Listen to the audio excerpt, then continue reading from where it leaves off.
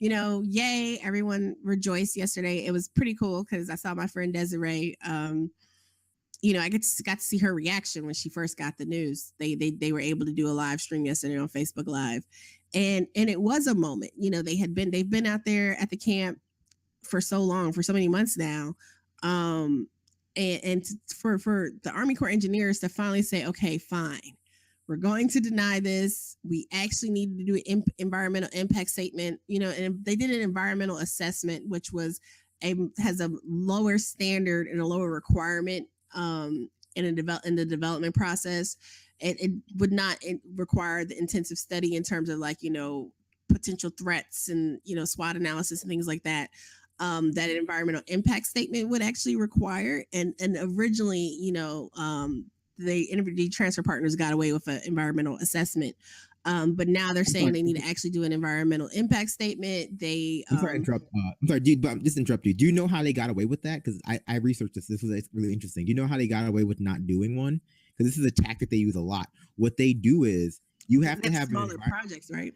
Yeah, you have to have an environmental impact statement for pipelines over I think it's 1/4 of a mile. So what they do to get away with that is that they consider every 1/4 of a mile of a pipeline an individual project. And so they just do smaller studies for every 1/4 of a mile. And that's some shady stuff. Yeah. And particularly since we know that the part of the original reroute happened because of concern to water. So the fact that there was an environmental concern to begin with, to not do the greater study. And I know that there are a lot of people who are saying, well, no, the pipeline ultimately being created, period, is the issue. I do not disagree with that, but just talking about this specific issue, these specific facts, what actually has been the determination. So they're looking at rerouting it. That was the last we saw with the Army Corps engineers. They're going to go back, redo this study, and they're looking at rerouting it. But some of the things that have been pointed out is, rerouting it still possibly takes it under the Missouri River and other spots. It could be a completely different community that it goes through. So the potential hazard still exists, whether this happens on native land or not. Hopefully, though, hopefully there is a precedent set in terms of making sure that at least in terms of the indigenous community, are actually engaged in the development process. If this happens someplace else, probably not. Probably will be another battle down the road because nothing ever happens nice and neat like that. So in that respect, there was a quote unquote victory. But as many people, go ahead. I was just going to ask if we should read the statement from the pipeline company. Yes, so that's what I was getting to next. The pipeline company. No. I don't have the statement in front of me. If you have it, I can pull it up. I think. Yeah, if you have it, you can read it. Why don't you filibuster while I get to it? But pretty much, so the celebratory, feeling was cut short because Energy Transfer Partners is like, well, that's all well and good. We did everything we were supposed to legally. We weren't supposed to do anything else. And like Brandon said, basically, like with a technicality, with a loophole, they kind of technically, but not exactly, because the tribe had not been engaged properly. We saw that where they decided to put the course of construction did go through, sacred ground. Like they bulldoze the equivalent, they bulldoze ancestral burial grounds. Like that. That's not, there's just so much that's so wrong with the statement and stuff, and David's pulling it up now for us to just to go through it. But basically, they're just saying that this was a political move, whatever. We think the coming administration will be more favorable.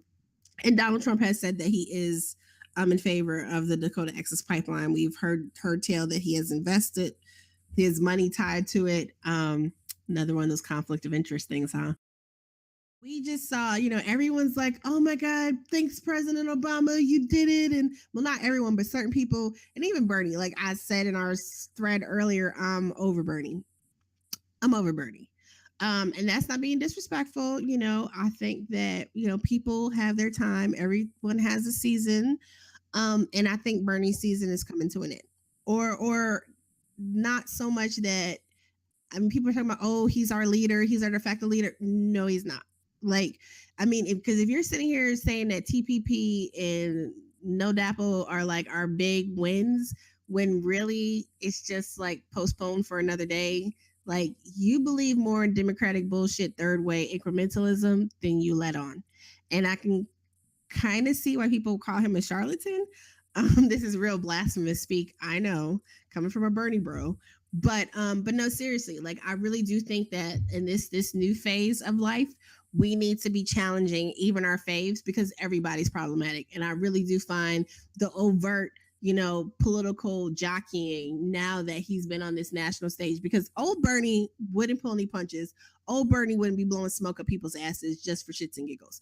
Now he is, and it's rather problematic. And it's like, you really need to stop. And talking about how Barack Obama did this great thing. Okay, so the Army Corps engineers, like, yes, Barack Obama's the president, but like, I really doubt that while he was sitting there and the girls were like doing their duet with Chance the Rapper, he was really on the phone somewhere making sure the Army Corps engineers made this decision happen. The Army Corps engineers and the people who are working probably in that regional office made this decision happen. Let's just be real, right? And the only reason why they made this decision happen is because thousands and thousands of people all across the country have been putting pressure on for this to happen. Water protectors who have been on site, were the ones that made this happen. The youth. When you read the statements from the camp, when you read the statements from indigenous news sources, they let you know it was youth. It was the youth that put this all in motion many, many months ago. The kids got this cracking. We saw the kids in Hillary's office demanding that she actually make a statement, and she said nothing of import. But the kids have been at the forefront, and I think that when we talk about this story and we continue to go forward and we tell the tale, no matter what ultimately happens, when we tell the story of this moment, this movement moment, and we talk about what happened, the fact that this was a youth-led movement. We've seen so much from youth, the same youth that are being blasted and blamed, right, for so many other things. They are leading some of the greatest, social changes that we've seen in this country in the last 50 years. And 50 years ago, it was youth that led so much of that. Like we talk about, the murder of Fred Hampton yesterday. Fred Hampton was 21. He was 21 and leaped the bounds beyond so many of his elders, right? I'm sorry, but I want to talk about Obama. Not only that, but people give Obama, they give him credit for doing like the bare minimum of stuff sometimes. Mm-hmm. Like waiting to the last minute to do the bare minimum. He could have sent in the army at a certain point to just make sure that there was no violence against the protesters. The National Guard was there against the protesters, against the water protectors, right? I thought that was just the sheriff's department and some oil police. I don't think the National Guard was there. They were calling in the National Guard at one point. They could have he could have done so many different things to either like just make sure that the protests were nonviolent or get resources there. Hell, why didn't Flint have clean water yet? No. So that's what's really interesting from what I saw today. And I'm gonna follow up more about this so that we'll be able to talk about it a little bit later in the week. So the veterans, so we all know that the veterans for Standing Rock, veterans came together. Tulsi Gabbard was among them. Tons of people went out there. I think the estimate was between 2,000 and 3,000 veterans went to Standing Rock this weekend, along with many other people who went along, to show support as well, right? So you have 2,000 to 3,000 veterans that pledged to be there to stand in protection, to make sure that the water protectors were not harmed. Beautiful, right? So now what I read earlier today is that they're looking at Flint next, because it's been 2 years now. Flint still does not have clean water. Again, I know y'all probably tired of me, but my own 5.5 months of living on bottled water, everything, and I did not have to go through a holiday season, but I did have to wash hair, wash floors, wash dishes, everything with bottled water.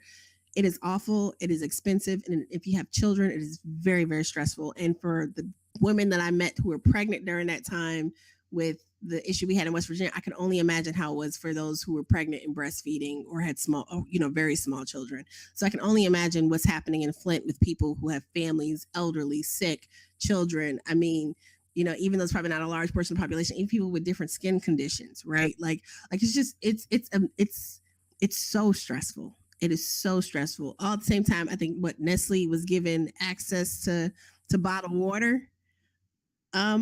in Michigan. So that doesn't even make any sense. There's so much going on that's so wrong. But hey, Obama made it happen. Flint still don't got pipes, If he was but Obama made it happen. part of me thought that it was a political maneuver, but the more you think about it, like a political maneuver so that the it didn't have to go any farther with a violent removal. But at the same time, if it was going to be a political maneuver on the part of the White House, they would have done it before hoses got sprayed and dogs started biting. So I really don't buy that it was a political maneuver. I mean, if it was a political move, they should have did it before the election.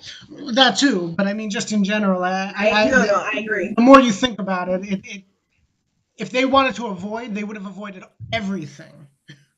So I mean that it just at least that seems to make more sense.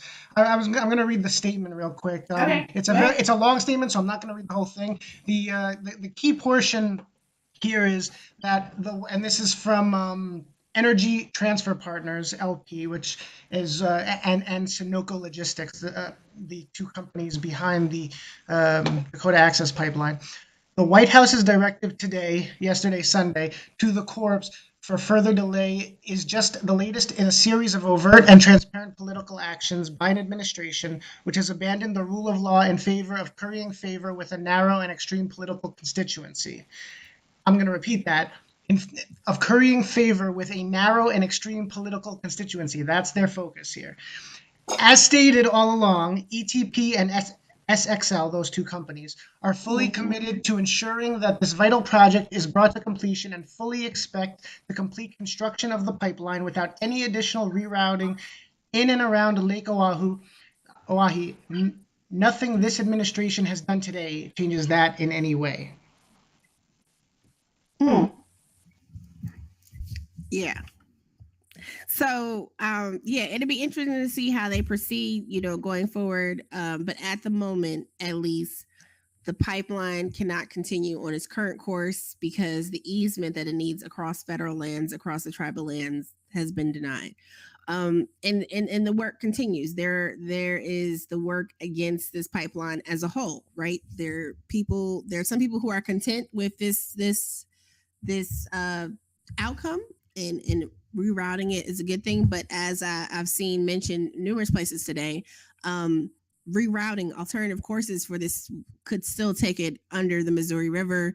Rerouting it could still take it through another community. So there's a whole host of issues